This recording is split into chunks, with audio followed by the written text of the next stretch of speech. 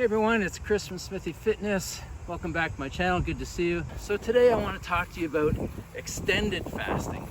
So as you may know, I intermittent fast every day. I tend to eat between 2 p.m. and 8 p.m. let's say.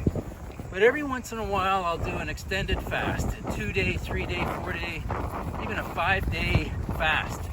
So we're talking about 48 hours and above. So there's a lot of advantages to doing an extended fast. First of all, it's great for weight loss, obviously. You're not eating anything. After about 24, maybe 36 hours, you'll go into ketosis. When you're in ketosis, your body starts to burn fat instead of burning sugar. So it'll burn up your fat stores. So that's really what we want. But there's also a myriad of other benefits as you get further along into a fast. So after 24 hours, you'll start to get new stem cells showing up in your body. Stem cells are great for repair and to kind of combat aging. Around 48 hours to 72 hours, your HGH is really going to have a pump up. So in fact, at the 72-hour mark, according to one study, your human growth hormone increases about 300%. And after a week, so that's a long fast, but after a week, a study shows that it was up 1,250%. All sorts of benefits to HGH.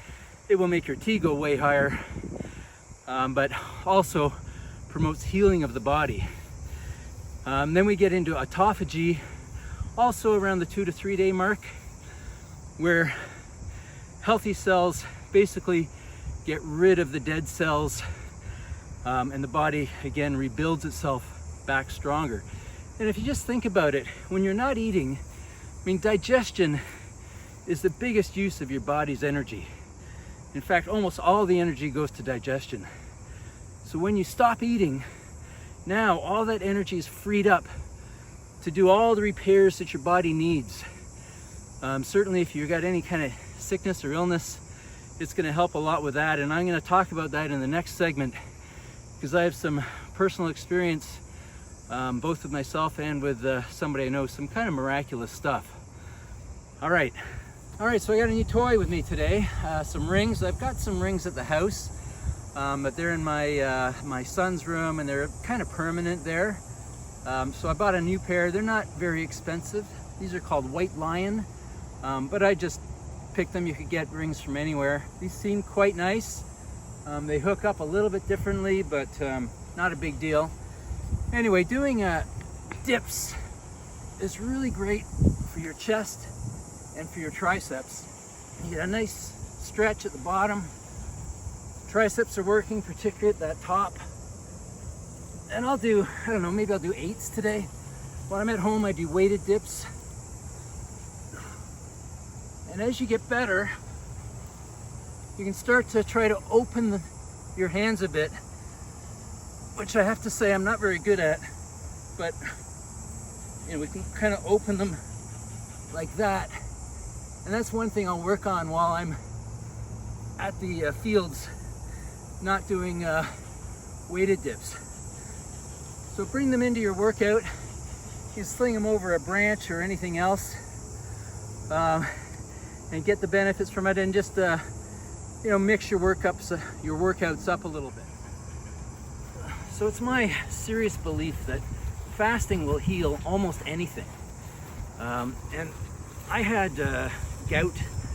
Gout has attacked me a little bit in the last 10 years, let's say once or twice a year. And I didn't know why it hit. I did some research on it, figured it was sugar. Sugar will definitely trigger gout.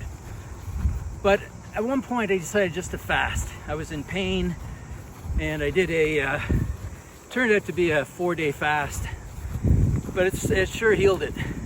And whenever I feel a twinge, I'll go and do a 24 or 48 hour fast.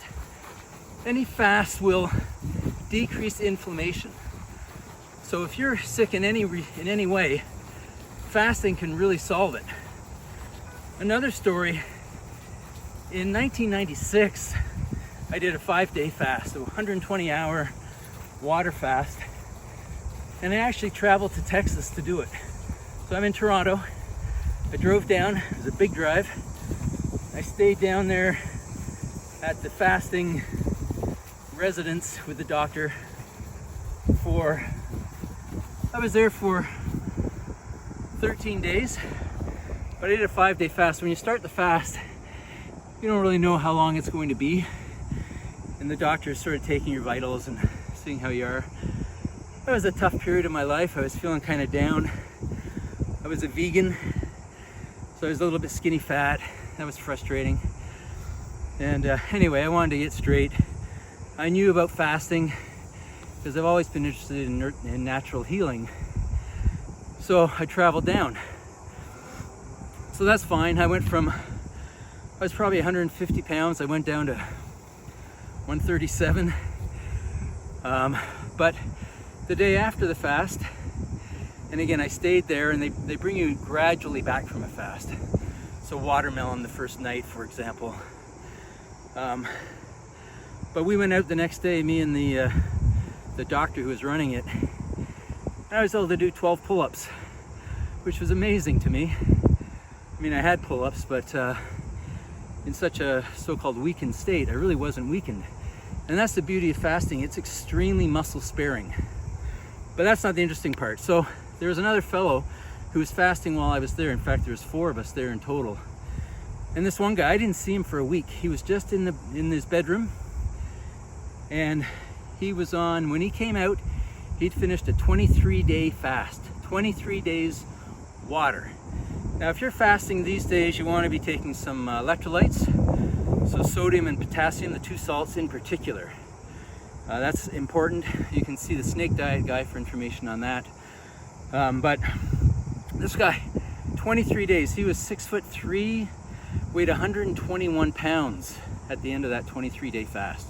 Skinny, but he had serious issues. He had something to do with his digestion, with his bowel, and he was desperate. He was about to go into surgery before he came down. Just before he came down, he was going to have part of his bowel and intestine removed, and he'd have to wear a bag the rest of his life. Now, he was probably 40, and he said he didn't want to do it, and he was desperate, and found this doctor.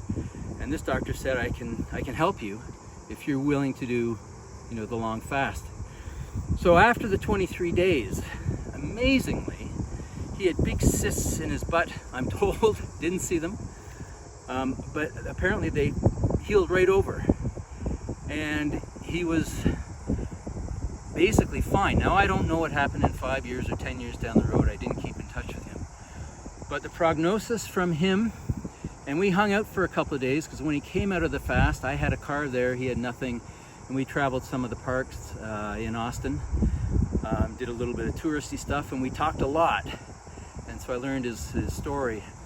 But there's other stories. If you do a long fast, like long, 30 days, 45 days, 55 days, if you've got a serious illness, there's even stories of cancer being cured through a long fast, because again, it frees up your body's energy, your body's intelligence to attack the problem area.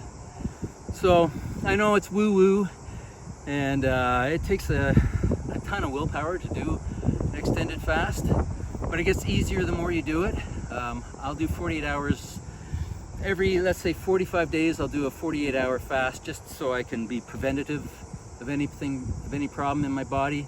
Also, if I feel my weight is increasing a little bit too much, a 48-hour fast will just trash it, and I'll be way better. So take it or leave it. Take it for what it's worth. I think it's worth quite a bit. But extended fasting, bring it into your game. Maybe start with a 24-hour or 36-hour. You can do it. Just my advice is to stay busy. Have movies lined up, going for walks, things to do. Sparkling water helps, but lots of benefit and worth it once you're through it. So extended fasting, bring it into your game. Even doing some 24s or 36 hours. I'm gonna put some links below that will help you with the information. I'm not much of an expert, but I do have some knowledge. I'm also going to put down my link from when I had gout. I did a whole timeline of my fast. I think it was a 94-hour fast I did. I talk every 24 hours or every 12 hours. Anyway, hopefully it helps you. Give it a try. Most of all, thanks for tuning in, getting to the end of the video, and I will see you in the next one.